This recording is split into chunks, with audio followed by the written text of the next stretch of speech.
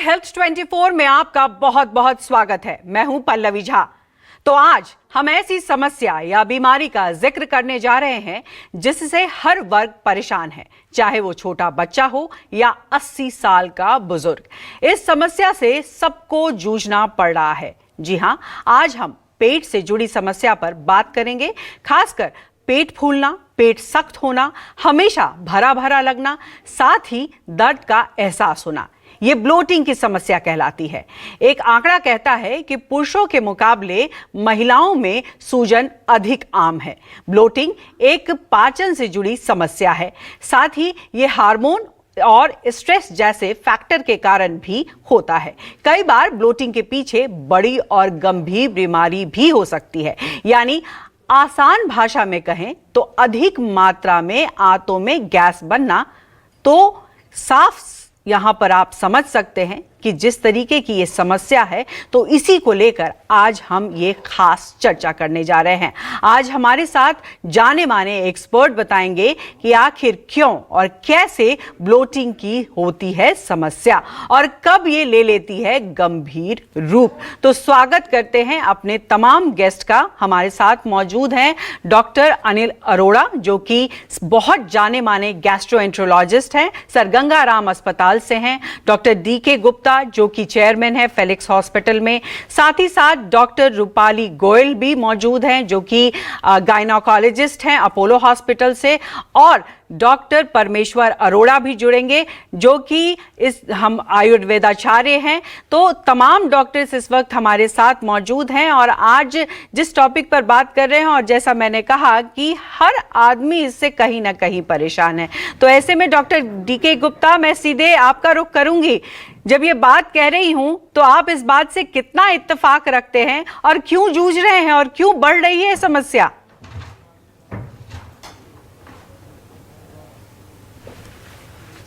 देखिए, नॉर्मली 70 से 80% लोगों को इस तरह की समस्या होती है कि उनको ब्लोटिंग होती है। और ब्लोटिंग एक तरह का जो हमारी बेली है उसमें डिस्टेंशन जैसा होता है, जो लगता है फूला फूला लगता है, थोड़ा डिस्कम्फर्ट लगता है। और इसके बहुत सारे कॉमन कॉजेज है। एक one of the most common cause है कॉन्स्टिपेशन होना।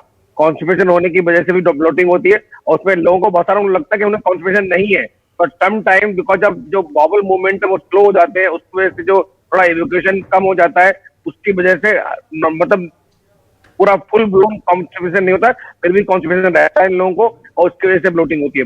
दूसरा बहुत कॉमन कॉज है जो गैस बनना, एक्सेसिव गैस बनना। बिकॉज अब आपने ज्यादा खा लिया, इंडाइजेशन हो गया, या आपको गैस बनने की वजह से भी आपको ब्लोटिंग हो सकती है। इसके तो बात करें, गैस में भी सिम्टम्स क्या आते हैं, या बार बार लगेगा बर्पिंग जैसी होगी, डकार जैसी आएगी, बहुत सारी गैस पास करेंगे, सडन अर्ज स्टूल पास करने की होगी, नोजिया या वॉमिटिंग जैसी फीलिंग आएगी।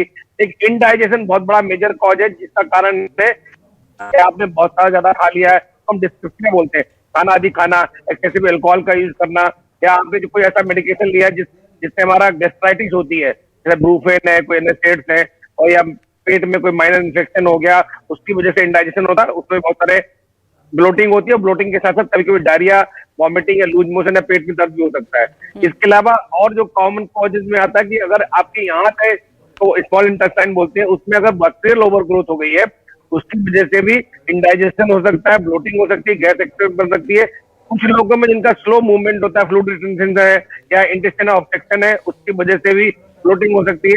क्रोनिक डिसऑर्डर्स में इरिटेबल बाउल सिंड्रोम बहुत कॉमन कॉज है, क्रॉन्स डिजीज है, अल्सरेटिव कोलाइटिस है, गैस्ट्रोपरेसिस है। ये ऐसे बहुत सारे कॉमन कॉज है जिनमें नॉर्मली जो होता है और महिलाओं में ज्यादा देखने को मिलती है ब्लोटिंग। अगर बात करें महिलाओं में, तो महिलाओं में बहुत कॉमन कॉज जो है डॉक्टर गुप्ता, मैं यहाँ पर ये समझना चाहूंगी, क्योंकि आपने ये जिक्र किया कि इंडाइजेशन ही सबसे मुख्य कारण है, तो आखिर ये इंडाइजेशन किस वजह से होता है, क्यों होता है? छोटे बच्चों में भी वही समस्या देखने को मिल रही है, बुजुर्गों में भी वही समस्या देखने को मिल रही है? देखिए पल्लवी, एक बात आप मानेंगे कि हम सबका जो रोज की दिनचर्या वो बदल गई है, और खास करके जो खाने पीने की जो हैबिट्स है बहुत चेंज हो गई है।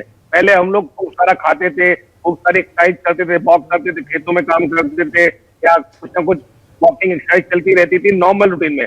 अब हम सब लोग जो पर्सनालिटी वो चेंज हो गई, सब ऑफिस जॉब करते हैं, सब लोग सिटिंग जॉब में लगातार बैठना होता है, वॉक एक्सरसाइज होती नहीं है, जंक फूड खा रहे हैं, वो बहुत सारा फैट वाले खाना खा रहे हैं, ऑयली खा रहे हैं, गैस्ट्राइटिस हो रही है उससे। तो कहीं ना कहीं जो हम सबकी जो रूटीन दिनचर्या है जो बदल गई है, जो एबनॉर्मल हो गई एक्चुअली, उसका बहुत बड़ा कारण है इंडाइजेशन होना। खाने पीने की अगर चीजें ठीक कर ले, हम लोग एक्सरसाइज ठीक कर ले, योगा करें, जैसे मेडिटेशन करें, तला भुना घी वाला ना खाएं, स्मॉल फ्रीक्वेंट मील लें, खूब सारी जो हरी सब्जियां हैं, ग्रीन लीफी वेजिटेबल्स है वो खाएं, फ्रूट्स खूब सारे खाएं, और खाने के बाद वॉक करें, खाने के बाद तुरंत सोए ना। तो ऐसे बहुत सारे कारण है, अगर इनसे हम इसको बचाया जा सकता है। जी यानी लाइफस्टाइल एक महत्वपूर्ण बिंदु है जिस पर गौर करना बहुत ज्यादा जरूरी है इस बीमारी को खासकर अगर हम देखें तो।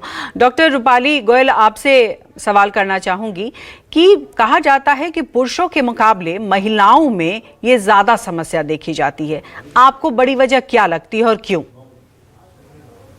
ब्लोटिंग अगर महिलाओं में देखा जाए तो रिप्रोडक्टिव एज में, यानी कि 15 से लेके 45-50 तक ही नॉर्मल पीरियड से भी कुछ एक्सटेंट तक रिलेटेड हो सकती है।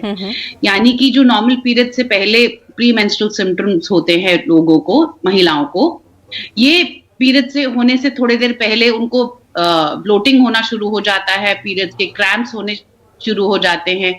ये ज्यादातर अधिकतर उन महिलाओं में देखा गया है जो लोग बहुत ही इजी लाइफस्टाइल लेते हैं, यानी कि फिजिकल एक्टिविटी कम करते हैं। तो अगर हम लॉन्ग टर्म में देखा जाए, 15 से 45 साल, 30 साल बहुत लंबा टाइम होता है, और इसके लिए हम एज सच दवाई के अलावा हम इन महिलाओं को यूजुअली लाइफस्टाइल चेंजेस के लिए ही ज्यादा कहते हैं, क्योंकि ऐसे सिम्टम्स जिन अपार्ट फ्रॉम ब्लोटिंग, पेट फूल जाना, पाँव में थोड़ी सी सूजन होना, उस समय ज्यादा होती है जब पीरियड्स आने वाले होते हैं। और जिन लोगों को इतनी ज्यादा सिग्निफिकेंट परेशानी होती है उनको एक्सेस फिजिकल एक्टिविटी, ज्यादा फिजिकल एक्टिविटी करने के लिए कहा जाता है।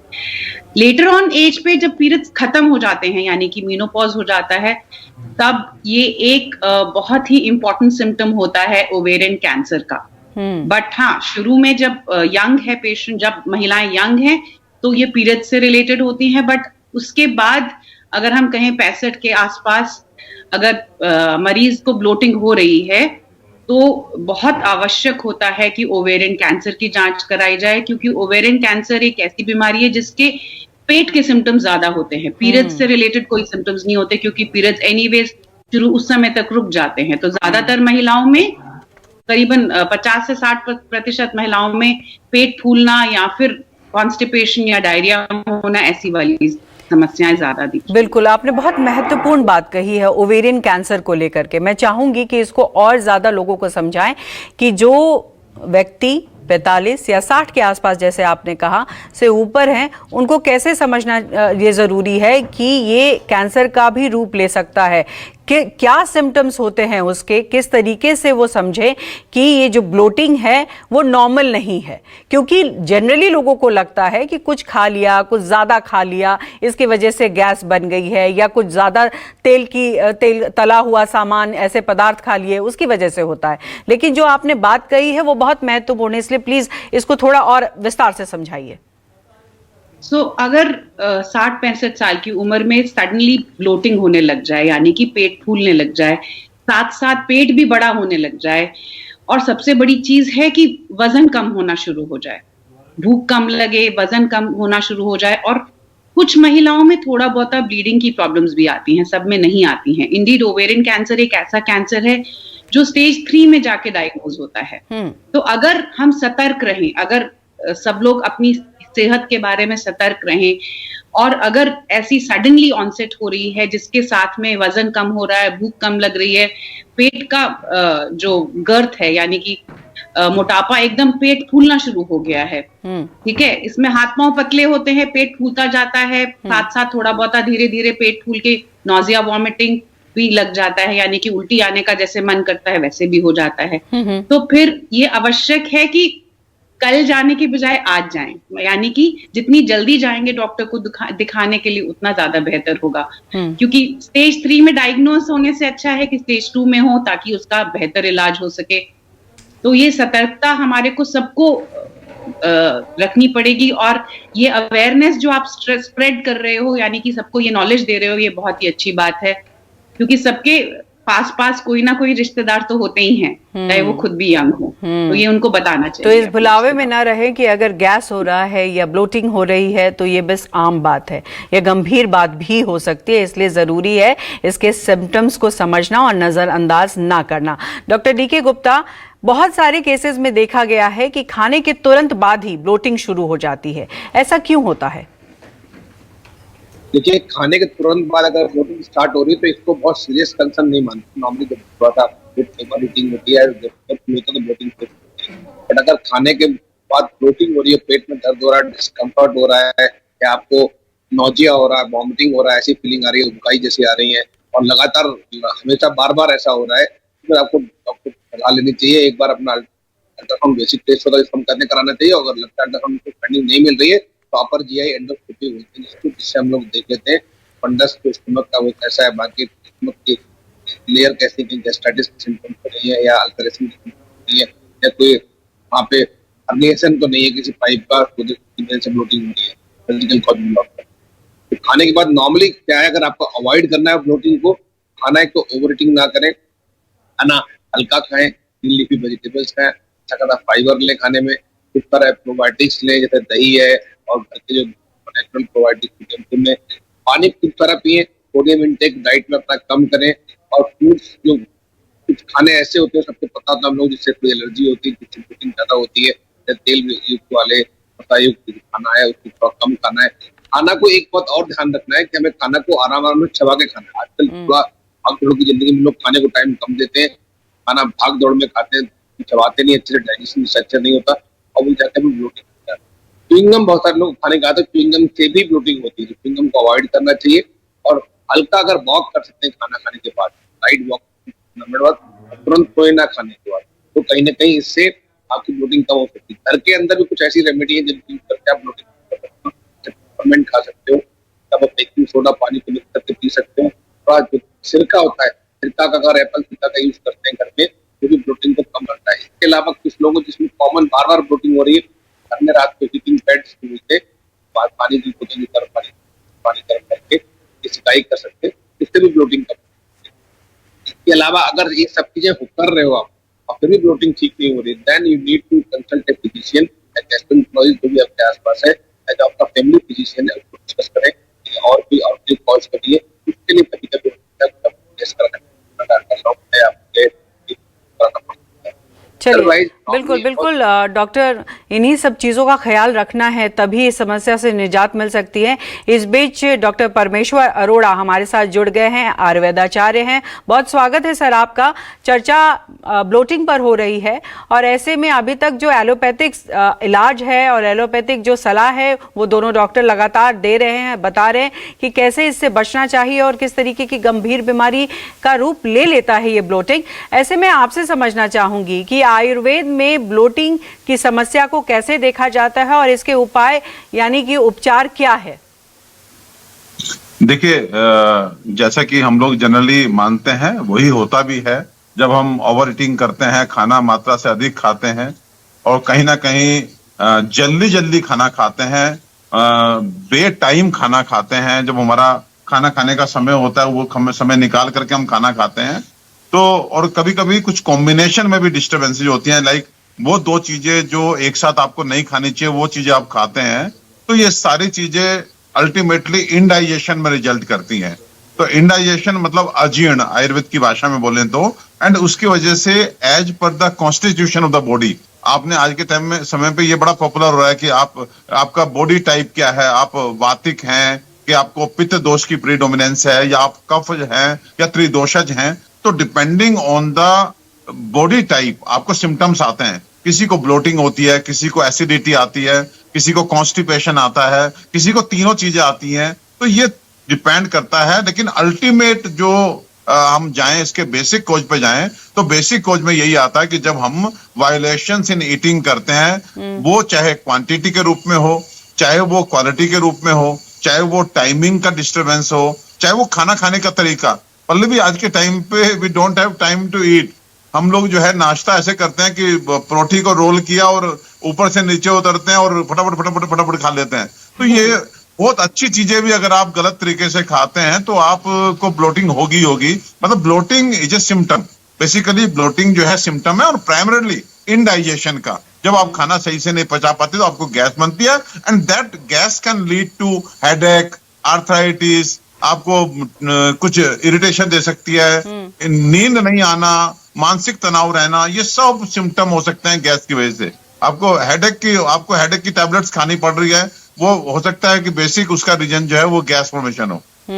अब हमें ठीक कैसे करना है, तो आयुर्वेदिक पर्सपेक्टिव से बहुत सिंपल चीज बताना चाहूंगा कि आप नंबर 1 खाना तो अपने सही मात्रा में खाना ही है, सही समय पे खाना ही है, लेकिन खाना खाने का तरीका ठीक कीजिए। हो सकता है कि बाय नेचर आपका डाइजेस्टिव सिस्टम वीक है, तो आप अगर एक सूत्र मैं देना चाहता हूं पल्लवी आपके माध्यम से अपने देखने वाले दर्शकों को, कि अगर आप खाने को बहुत धीरे धीरे खाएं, बहुत धीरे धीरे खाने का मतलब यह है कि जो सॉलिड पार्ट है उसको पीना है, यानी कि जो सॉलिड पार्ट में रोटी है, सब्जी है, चावल है, उसको इतना चबाइए कि जब वो फूड पाइप क्रॉस करे तो वो लिक्विड की फॉर्म में करे, तो इसे बोलते हैं सॉलिड को पीना। एंड जो आपके खाने का लिक्विड पार्ट है, जिसमें पानी है, जिसमें जूस है, जिसमें सूप है, उसको खाइए। तो लिक्विड को खाने का मतलब है कि आप एक सिप पानी लेकर के रख दीजिए, वापिस से एक सिप लीजिए, रख दीजिए। तो जो व्यक्ति सॉलिड को पिएगा और लिक्विड को खाएगा, विश्वास कीजिए उसको कभी डाइजेस्टिव प्रॉब्लम्स नहीं होंगी, उसकी एसिडिटी, उसका गैस, उसका कॉन्स्टिपेशन ऑटोमेटिकली ठीक हो जाएगा। पहला टिप यह है कि खाने को बहुत स्लो पेस में खाना है। नंबर 2, अभी तक एक मिथ में हमारी पूरी दुनिया जी रही है कि सब खाने के साथ पानी नहीं पीना चाहिए। मैं बीइंग आयुर्वेदिक स्कॉलर अपने शास्त्रों के प्रमाण के साथ पल्लवी बताना चाहता हूं कि when ever you have your meals, चाहे वो लंच या डिनर, अब जो भी आप खाना खा रहे हैं, आप आधा गिलास पानी जरूर लें। कोई परोठी के साथ, सैंडविच के साथ चाय रखते हैं, and after 2 bites you have 1 sip of T. ऐसे थोड़ा थोड़ा करके आप पानी खाने के साथ पीना शुरू कीजिए, देखिए आपको ब्लोटिंग होना बंद हो जाएगी। तीसरी बात, अजवाइन हमारे किचन का आइटम है, अजवाइन का 1/4 teaspoon and 1 pinch of salt. अब वो काला नमक भी हो सकता है, वो सेंधा नमक भी हो सकता है, उसको आप दिन में 2 बार फाँकी मारिए। मैं कहता हूं 3 टिप मेरे ध्यान रखिए। खाना आप स्लो खाइए। नंबर 2, खाने के साथ पानी जरूर पीजिए। नंबर 3, आप अजवाइन और नमक लीजिए। देखिए 90% केसेज में ब्लोटिंग जिसका कारण इनडाइजेशन है, उससे आपको मुक्ति मिलेगी, छुटकारा मिलेगा और आपकी ब्लोटिंग चली जाएगी। चलिए, बिल्कुल आयुर्वेद को जो फॉलो करते हैं उनके लिए बहुत महत्वपूर्ण टिप्स है, और इस टिप्स का आप इस्तेमाल करिए, शायद ब्लोटिंग की अगर जो समस्या है वो खत्म हो जाए। एक सवाल और भी डॉक्टर DK गुप्ता मैं जानना चाहूंगी, क्योंकि आंतों से रिलेटेड ये प्रॉब्लम है। ऐसे में कई बार आंतों में अल्सर जैसे समस्या हो जाती है, जो कि बाद में कैंसर का रूप ले लेती है, और कहीं ना कहीं वो भी ब्लोटिंग का कारण बनता है।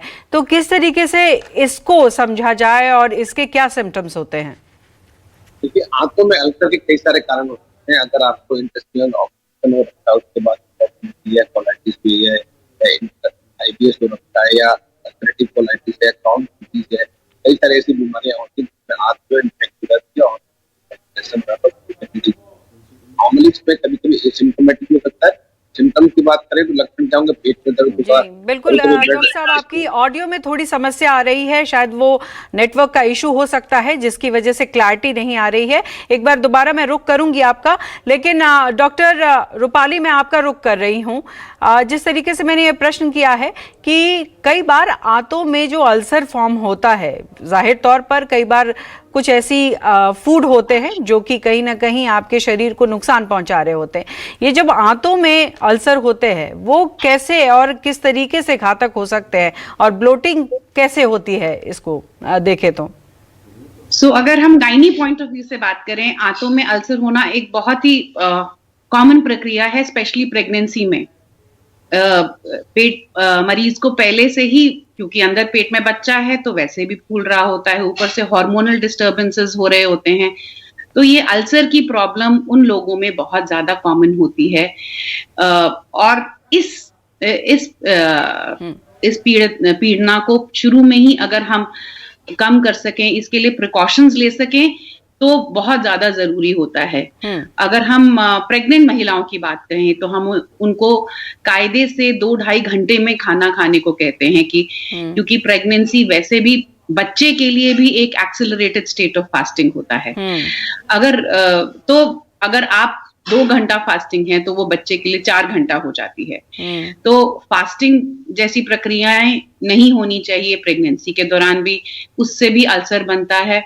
अल्सर अगर बहुत लंबे टाइम के लिए रहे किसी भी महिला में, किसी भी पुरुष में, तो हाँ बिल्कुल कैंसर होने का, आगे चल के कैंसर होने का बिल्कुल डर रहता है। बिल्कुल। बट हाँ डॉक्टर, बट प्रेगनेंसी में ये बहुत कॉमन है क्योंकि बच्चा जब बड़ा होता जाता है तो वो और पेट को प्रेस करता है। बट अगर शुरू में ही प्रिकॉशंस ली जाएं, यानी कि चाय कॉफी जैसी चीजों को अवॉइड किया जाए, तो अल्सर के चांसेस कम होते हैं, जो सही एडवाइस मिलने पर अवॉइड भी करे जा सकते हैं, प्रिवेंट किए जा। बिल्कुल। डॉक्टर परमेश्वर अरोड़ा, आपका रुख करना चाहूंगी। इनटॉलरेंट फूड जिसकी हम बात कर रहे हैं, बहुत सारे ऐसे फूड हैं या फल हैं जो कि इनटॉलरेंट होते हैं और कई बार वही कारण बनते हैं ब्लोटिंग के। क्या है ये इनटॉलरेंट फूड और किस तरीके से ये दिक्कत पैदा करते हैं? देखिए, कभी कभी हमारी कंपेटेबिलिटी नहीं होती किसी पर्टिकुलर फूड मटेरियल के लिए। जैसे आज के टाइम पे बहुत सारे केसेस हमारे पास दूध को लेके आ रहे हैं, वहां पे हमें लैक्टोज इंटॉलरेंस देखने को मिलता है। व्हीट को लेके ग्लूटेन लोग टॉलरेट नहीं कर पा रहे हैं, तो जितने भी आटा मैदा ये सब चीजें हैं वो नहीं पचा पाते हैं। तो इन सब के लिए हम लोग टेस्टिंग कराते हैं, क्योंकि अब ये बहुत कॉमन हो चुका है। पहले रेयरली कोई पेशेंट देखने को मिलता था जिसको व्हीट एलर्जी होती थी, लेकिन आज के टाइम पे एक लीकी गट सिंड्रोम होता है, उससे भी हमें कहीं ना कहीं आइडिया लगता है कि incompatibility with certain food items है। तो इसमें तो थोड़ा सा जो जिसको ब्लोटिंग हो रही है, पेशेंट जो है उसको अवेयर होना चाहिए कि अगर उसको आउट ऑफ वे जाके ब्लोटिंग हो रही है तो उसको कहीं ना कहीं राइट डाउन करना चाहिए कि कौन से आइटम के बाद उसको जो है दिक्कत अधिक आती है। जब उसको वो नोट करेगा तो may be over a period of 6 months वो ये कर पाएगा कि शायद डॉक्टर साहब, बहुत लोगों को इसके बारे में अभी जानकारी ही नहीं है कि कौन सी चीज जिसको वो खा रहे हैं वो कहीं ना कहीं उसकी बॉडी को सूट नहीं कर रहा है। पल्लवी, एक बात और कहना चाहूंगा। देखिए, क्या होता है कि whenever we are unfortunately we are having weak digestive system, तो हमें कुछ चीजें तो वैसे ही अवॉइड करनी चाहिए। जैसे अगर हम दालों की बात करें तो साबुत दालें, जैसे उड़द हो गई, राजमा हो गया, चने हो गए, लोबिया हो गई, तो ये इन जनरली ये टफ टू डाइजेस्ट होती हैं, इनको हटाना चाहिए। और आपको बताना चाहता हूं, एक मिसकंसेप्ट है कि अगर आपका पेट खराब है तो आप ग्रीन लीफी वेजिटेबल खाइए। मैं आपको बता रहा हूं कि जो ये पालक है, सरसों है, मेथी है, बथुआ है, पत्ता गोभी है। बिल्कुल। देखिए डॉक्टर साहब, का आज समय की कमी होने के कारण मैं आपको रोक रही हूं, लेकिन आज जिस तरीके से आप तीनों ने महत्वपूर्ण जानकारियां दी हैं, और वो भी 31 दिसंबर का मौका है, आप सभी व्यस्त थे, फिर भी हमारे दर्शकों के लिए आप लोगों ने समय निकाला और इतनी अच्छी जानकारी उन तक पहुंचाई है। बहुत बहुत शुक्रिया है आप सभी का।